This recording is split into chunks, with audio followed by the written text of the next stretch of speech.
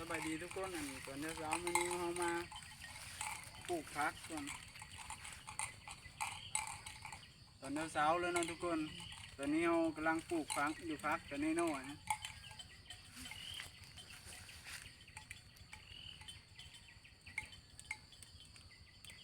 ยับเข้ามาไกลๆเลย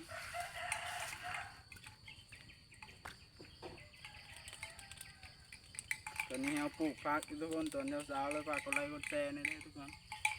ฝากรับชม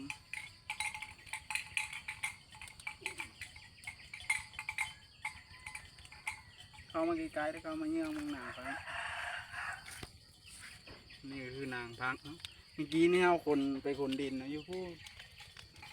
ยังขึ้นมา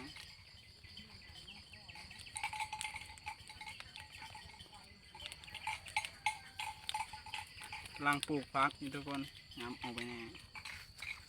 กำลังปลูกพักอยู่มันติดออกอยู่บ่เนาะ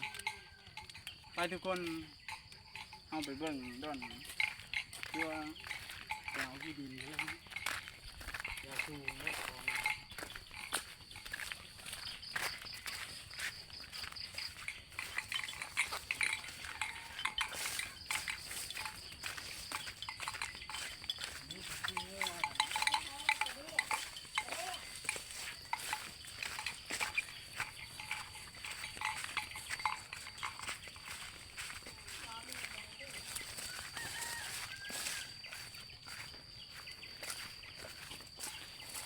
นี่คืออ่างเลี้ยงแมวนั่นเองนี่นะทุกคนไปเบื้องด้านตักดินเลยยาวเลยอย่างนี้นะแม่จับของ